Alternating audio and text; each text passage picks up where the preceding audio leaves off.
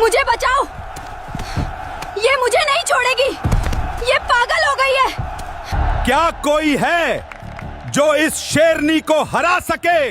जो इसे हराएगा उसे 10 करोड़ रुपए इनाम मिलेगा। हाँ, मैं हराऊंगी।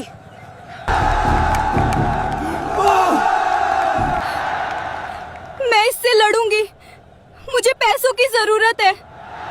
अगर तुमने इसे हरा दिया तो 10 करोड़ रुपए तुम्हारे होंगे।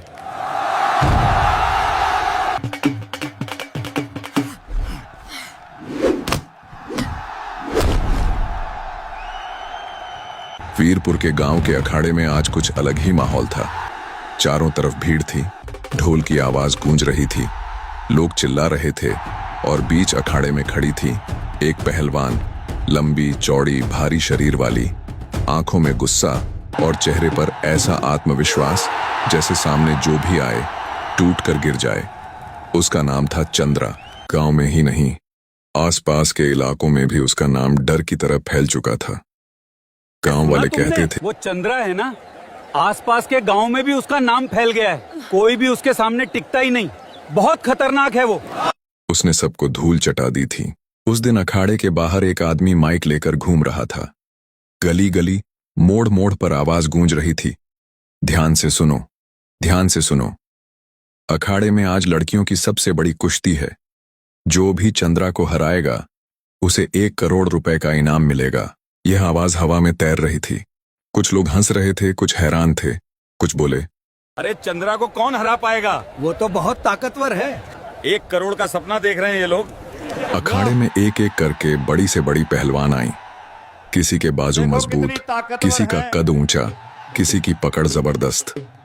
लेकिन जैसे ही चंद्रा ने हाथ डाला, सब जमीन पर धूल चाटती नजर आई। भीड़ चिल्ला उठी, चंद्रा, चंद्रा। इसी गांव वीरपुर में थोड़ी दूर एक टूटी फूटी झोपड़ी में रहती थी गौरी। उम्र लगभग 18 साल, कपड़े साधारण, चेहरे पर थकान, आंखों में डर नहीं बल्कि जिम्मेदारी। उसके पिता शिवराम बहुत बीमार रहते थे, खांसते रहते, सांस लेने में दिक्कत होती, बिस्तर से उठ भी नहीं पाते थे। डॉक्टरों ने साफ कह दिया था कि बीमारी बहुत बड़ी है और इलाज में 50 लाख रुपए लगेंगे। गौरी के लिए ये शब्द किसी और दुनिया के थे। उसके पास क्या था? एक झोपड़ी, बीमार पिता और 2 हाथ। वह रोज काम पर जाती, कभी किसी के घर कपड़े धोती, कभी झाड़ू लगाती, कभी बर्तन मांजती। जो थोड़े बहुत पैसे मिलते उसी से दवा आती और उसी से घर चलता। रोज की तरह आज भी गौरी काम कर रही थी। हाथ बर्तनों में थे लेकिन दिमाग कहीं और था। अचानक उसे अपनी माँ याद आ गई। उसकी माँ दुर्गा भी कभी इसी अखाड़े को हिला दिया करती थी। लोग कहते थे कि जब वह कुश्ती के लिए उतरती थी तो बड़ी से बड़ी पहलवानों की सांस रुक जाती थी। घर कभी मेडल और ट्रॉफियों से भरा रहता था। गौरी छोटी थी लेकिन वह दिन उसे साफ याद थे। माँ की हंसी, माँ की ताकत, माँ का आत्मविश्वास। फिर वह दिन भी आया जिसने सब कुछ बदल दिया। एक दिन मुकाबला चल रहा था। सामने वाली पहलवान बहुत घमंडी थी। जब वह हारने लगी तो उसने धोखे से गौरी की माँ के सर पर वार कर दिया। उसे तुरंत अस्पताल ले जाया गया। डॉक्टरों ने कहा, इनके दिमाग में बहुत गहरी चोट आई है, शायद ये दोबारा उठ भी न पाए। हम पूरी कोशिश। गौरी के पिता शिवराम ने हर संभव कोशिश की। घर का सामान बेच दिया, जो कुछ था सब खत्म हो गया। लेकिन किस्मत को कुछ और ही मंजूर था। उसकी माँ दुर्गा बच न सकी और दुनिया से चली गई। इसके बाद शिवराम भी अंदर से टूट गए। पत्नी के सदमे ने उन्हें कमजोर कर दिया था, बीमारी ने उन्हें जकड़ लिया और तब से गौरी अकेली ही जिंदगी से लड़ रही थी। उसी वक्त बाहर फिर वही आवाज गूंजी, जो भी चंद्रा को हराएगा उसे 1 करोड़ रुपए का इनाम मिलेगा। गौरी का दिल जोर से धड़का। 1 करोड़! उसके दिमाग में बस एक ही तस्वीर थी। उसके पिता अस्पताल के बिस्तर पर बीमार पड़े, खांसी से तड़पते हुए। उसने काम छोड़ दिया, बर्तन वहीं रख दिए और बाहर की तरफ देखने लगी। बाहर वही आदमी गली गली माइक लेकर घूम रहा था। उस रात गौरी को नींद नहीं आई। वह बस यही सोचती रही, अगर मैं यह मुकाबला जीत गई तो बाबा का इलाज हो सकता है। अगले दिन गौरी अखाड़े में पहुंची। भीड़ बहुत ज्यादा थी। चंद्रा एक और पहलवान को पटखनी दे चुकी थी। माइक पर अनाउंसर चिल्ला रहा था, है कोई माई का लाल इस अखाड़े में जो चंद्रा को हरा सके। तभी पीछे से एक हल्की सी आवाज आई। सबने मुड़कर देखा। एक दुबली पतली लड़की खड़ी थी, औरतें हंसने लगीं। किसी ने खुद ही कहा, उड़ जाएगी। यह तो खुद ही उड़ जाएगी। गौरी ने किसी की तरफ नहीं देखा। उसकी आंखों में सिर्फ अपने पिता की तस्वीर थी, बीमार, कमजोर, खांसते हुए। अनाउंसर ठीक है, बोला, अगर तुम ठीक है, जीत गई अगर तुम जीत गई तो 1 करोड़ तुम्हारा। तुम्हारा। अखाड़े में सन्नाटा छा गया। चंद्रा ने गौरी को ऊपर से नीचे तक देखा और उसके चेहरे पर हल्की सी मुस्कान आई। वह बोली, यह लड़की मुझसे मुकाबला करेगी। मुकाबला शुरू होने वाला था। अभी तक जो भीड़ हंस रही थी वह अब खामोश हो चुकी थी। सबकी नजरें चंद्रा और गौरी पर टिकी थीं। चंद्रा ने अपनी गर्दन घुमाई, कंधे झटके और जमीन पर जोर से पैर मारा। उसका शरीर लोहे की तरह मजबूत लग रहा था। हर सांस के साथ उसकी ताकत साफ नजर आ रही थी। गौरी सामने खड़ी थी, दुबली जरूर थी, लेकिन उसकी आंखों में डर नहीं था। उसने मिट्टी उठाकर अपने माथे से लगाई, बिल्कुल वैसे ही जैसे उसकी मां किया करती थी। चंद्रा ने हंसते हुए कहा, बच्ची, अभी भी मौका है, भाग जा, ये अखाड़ा खेल नहीं है। गौरी ने धीरे से जवाब दिया। अनाउंसर ने हाथ उठाया और जैसे ही उसने 3 गिना, अगले ही पल चंद्रा टूट पड़ी। उसकी पकड़ बिजली की तरह तेज थी। गौरी को संभलने का मौका भी नहीं मिला। चंद्रा ने उसे जकड़ लिया और जोर से जमीन पर पटक दिया। एक तेज आवाज आई। गौरी का शरीर जमीन से टकराया, सांस रुक गई और दर्द पूरे शरीर में फैल गया। चंद्रा ऊपर खड़ी हंस रही थी। देखा, कहा था ना, भाग जा, ये बच्चों का खेल नहीं है।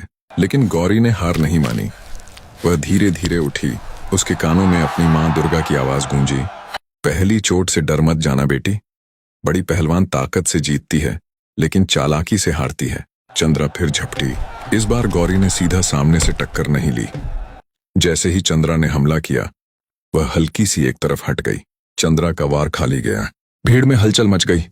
ये कैसे हो गया? चंद्रा को गुस्सा आ गया। उसने जोर से गौरी को धक्का दिया। गौरी फिर जमीन पर गिरी, लेकिन इस बार उसने तुरंत चंद्रा का पैर पकड़ लिया। एक पल के लिए चंद्रा का संतुलन बिगड़ गया। चंद्रा ने अपना पैर छुड़ाया और गौरी को घसीटने लगी।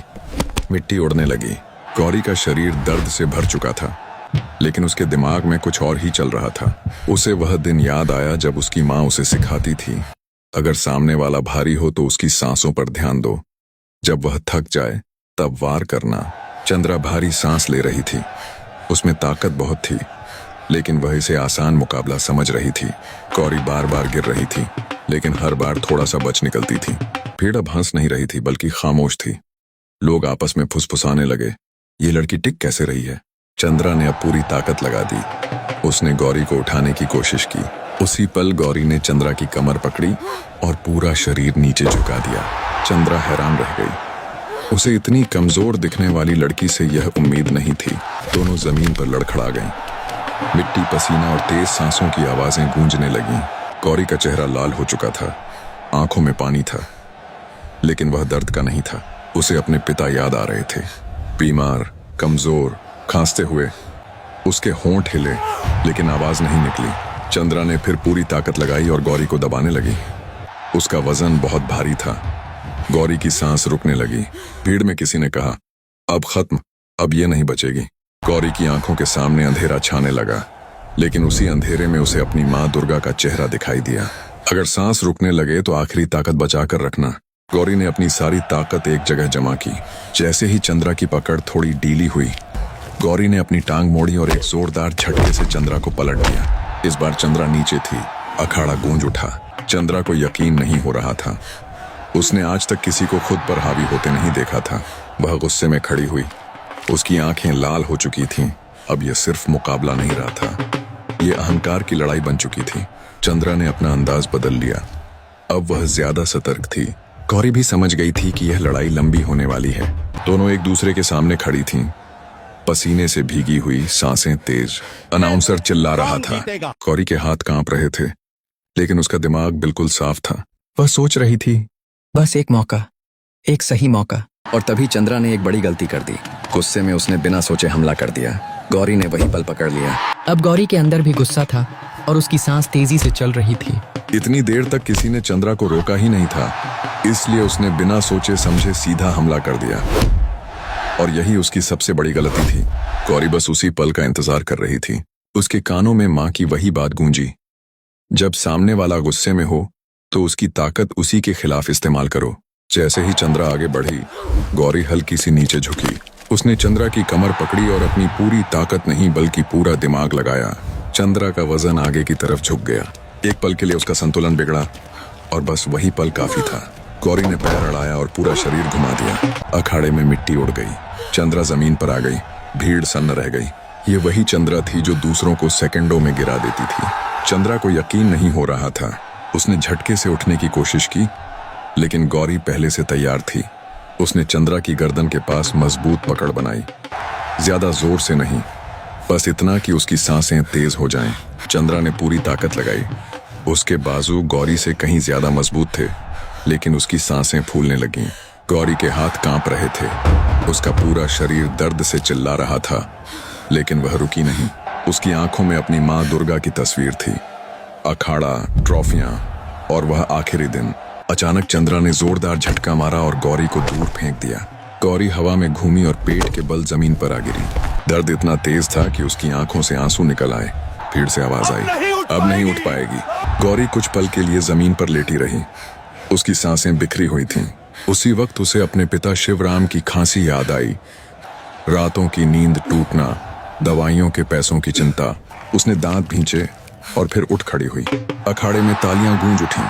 अब चंद्रा की आंखों में मजाक नहीं था, बल्कि हल्का सा डर था। उसने धीरे से कहा, तुम आसान नहीं हो। गौरी ने कुछ नहीं कहा। उसने बस मिट्टी उठाकर फिर माथे से लगा ली। दोनों फिर आमने सामने आ गईं। इस बार चंद्रा संभल कर खेल रही थी। वह बार बार अपना वजन डालकर गौरी को नीचे दबाने की कोशिश कर रही थी। गौरी समझ गई कि अगर यह लड़ाई ताकत की बन गई तो वह हार जाएगी। उसने अपनी चाल बदल दी। वह बार बार पीछे हटने लगी। चंद्रा आगे बढ़ती रही। लोगों को लगा कि गौरी थक गई है, लेकिन असल में वह चंद्रा को थका रही थी।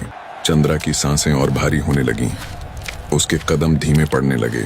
अचानक गौरी ने आगे बढ़कर चंद्रा की बाजू पकड़ ली और उसे अपनी तरफ खींच लिया। चंद्रा संभल नहीं पाई। गौरी ने तुरंत पीछे से पैर फंसाया और उसे गिराने की कोशिश की। चंद्रा इस बार भी नीचे गिरी, लेकिन आधी वह किसी तरह घुटनों के बल रुक गई। दोनों एक दूसरे से चिपकी हुई थीं। पसीना टपक रहा था। गौरी के कानों में माँ की आखिरी सीख गूंजी, जब लगे कि अब कुछ नहीं बचा तभी आखिरी दांव लगाना। गौरी ने एक पल के लिए आंखें बंद की। सब कुछ शांत हो गया। फिर उसने अपनी पूरी ताकत नहीं बल्कि पूरी जान लगा दी। उसने चंद्रा की बाजू मोड़ी, अपना कंधा अड़ाया और जोरदार झटका दिया। चंद्रा का शरीर पूरी तरह पलट गया। इस बार चंद्रा पेट के बल जमीन पर गिरी। अनाउंसर चिल्ला उठा, ये कैसे हो गया? ये नामुमकिन है। गौरी ने तुरंत मजबूत पकड़ बना ली। अब चंद्रा के लिए उठना मुश्किल हो गया था। चंद्रा ने पूरी ताकत झोंक दी। उसके बाजू कांप रहे थे, जैसे वक्त रुक सा गया था। चंद्रा की आंखों से आंसू निकल रहे थे, दर्द के, थकान के और शायद हार के भी। उसकी ताकत धीरे धीरे जवाब देने लगी। अखाड़े में गहरा सन्नाटा छा गया। बस सांसों की आवाज गूंज रही थी। चंद्रा की सांसें अब टूट टूट कर आ रही थीं। वही चंद्रा जो सबको एक पल में गिरा देती थी, आज खुद जमीन पर पड़ी थी। गौरी ने अपनी पकड़ और मजबूत कर ली। उसके हाथ कांप रहे थे। ऐसा लग रहा था जैसे उसका शरीर अब जवाब दे देगा, लेकिन उसने खुद से कहा, अब नहीं रुकूंगी। चंद्रा ने आखिरी कोशिश की। उसने गर्दन घुमाकर गौरी को डराने की कोशिश की और धीमी आवाज में बोली, छोड़ दे, ये तुझसे नहीं हो पाएगा। गौरी की आंखों से आंसू बहने लगे, लेकिन उसकी आवाज मजबूत थी। यह मेरे लिए नहीं, मेरे पिता के लिए है। उसने अपनी पकड़ बदली। बिल्कुल वही दांव जो उसकी माँ दुर्गा ने उसे आखिरी बार सिखाया था। चंद्रा का सीना जमीन से चिपका हुआ था। अब चंद्रा को साफ समझ आ गया था कि यह लड़की ताकत से नहीं, हौसले से लड़ रही है। उसकी आंखों के सामने उसके सारे मुकाबले घूम गए। सारी जीतें, सारी तालियां, सारा घमंड। पहली बार उसे लगा कि शायद वह हार रही है। अनाउंसर माइक में बोला, अगर चंद्रा उठ नहीं पाई तो फैसला साफ होगा। भीड़ पूरी तरह खामोश थी। गौरी की आंखें बंद थीं। उसके कानों में सिर्फ एक आवाज गूंज रही थी, उसकी माँ की, बस थोड़ा और। चंद्रा ने फिर कोशिश की, लेकिन अब उसकी ताकत साथ नहीं दे रही थी। उसके बाजू जमीन से चिपक गए। अनाउंसर जोर से चिल्ला उठा, चंद्रा हार गई और गौरी जीत गई। अखाड़ा गूंज उठा, तालियां, शोर, नारे, लेकिन गौरी को कुछ सुनाई नहीं दे रहा था। वह वहीं जमीन पर बैठ गई, सिर झुकाए। चंद्रा धीरे धीरे उठी। उसके चेहरे पर अब गुस्सा नहीं था, सिर्फ थकान और सम्मान था। वह गौरी के पास आई और बोली, आज तुमने मुझे हराया नहीं, मुझे सिखाया है। चंद्रा ने गौरी के कंधे पर हाथ रखा। यह वह पल था जब अखाड़े में खड़ी हर औरत की आंख नम हो गई। अनाउंसर ने माइक उठाया, आज की कुश्ती की विजेता गौरी। गौरी को एक पल के लिए यकीन ही नहीं हुआ। वह चारों तरफ देखने लगी। लोग खड़े होकर तालियां बजा रहे थे। लोग उसका नाम ले रहे थे। फिर उसके सामने एक बड़ा सा बैग रखा गया। अनाउंसर बोला, यह रहा 1 करोड़ रुपए का इनाम और यह अब गौरी का है। गौरी के हाथ कांप रहे थे। उसने पैसों को नहीं देखा, उसे सिर्फ अस्पताल का रास्ता दिखाई दे रहा था। उसने बैग उठाया और बिना किसी से कुछ कहे भीड़ के बीच से निकल गई। उसके कदम तेज थे, दिल जोर जोर से धड़क रहा था। उसकी आंखों में बस एक ही चेहरा था, उसके पिता शिवराम का। गौरी रुकी नहीं। अखाड़े की मिट्टी अब भी उसके पैरों में लगी थी। कपड़े पसीने से भीगे हुए थे, लेकिन उसने एक बार भी पीछे मुड़कर नहीं देखा। उसके हाथ में वह बैग था जो उसकी जिंदगी बदल सकता था। उसके दिमाग में बस एक ही आवाज गूंज रही थी, अगर देर हो गई तो। वह और तेज दौड़ने लगी। आखिरकार वह अस्पताल पहुंची। बाहर लोग बैठे थे, किसी की आंखों में डर, किसी की आंखों में थकान। गौरी सीधा अंदर चली गई। उसने डॉक्टर को रोका और हाँफते हुए बोली, आप पैसों की फिक्र मत करो, बस मेरे पिता को बचा लो। डॉक्टर ने उसकी हालत देखी और तुरंत समझ गया कि यह लड़की किसी बड़ी लड़ाई से आई है। डॉक्टरों ने तुरंत इलाज शुरू कर दिया। घंटे बीतते गए। गौरी बाहर बेंच पर बैठी रही, हाथ जोड़े, आंखें बंद। उसे अपनी माँ दुर्गा याद आ रही थी। ऐसा लग रहा था जैसे वह उसके पास बैठी हो और कह रही हो, बेटी तुम जीत। कुछ देर बाद डॉक्टर बाहर आए। गौरी तुरंत खड़ी हो गई। उसके पैर कांप रहे थे। डॉक्टर ने कहा, अब तुम्हारे पिता खतरे से बाहर हैं। ठीक होने में समय लगेगा, लेकिन वह ठीक हो जाएंगे। यह सुनकर गौरी की आंखों से आंसू बह निकले। वह जमीन पर बैठ गई और पहली बार उसने राहत की सांस ली। कुछ दिनों बाद उसके पिता को होश आया। उन्होंने कमजोर आवाज में कहा, बेटी। गौरी ने तुरंत उनका हाथ पकड़ लिया। वह कुछ बोल नहीं पाई। पिता ने उसकी तरफ देखा और धीरे से कहा, बेटा तुम बिल्कुल अपनी माँ जैसी हो। गौरी चुप रही, लेकिन उसकी आंखों में सब कुछ था। समय बीतता गया। उसके पिता धीरे धीरे ठीक होने लगे। वह चलने फिरने लगे और खांसी भी कम हो गई। गौरी अब काम पर नहीं जाती थी। अब लोग खुद उसके पास आने लगे। कुछ लड़कियां उससे पूछती, क्या हम भी कुछ सीख सकते हैं?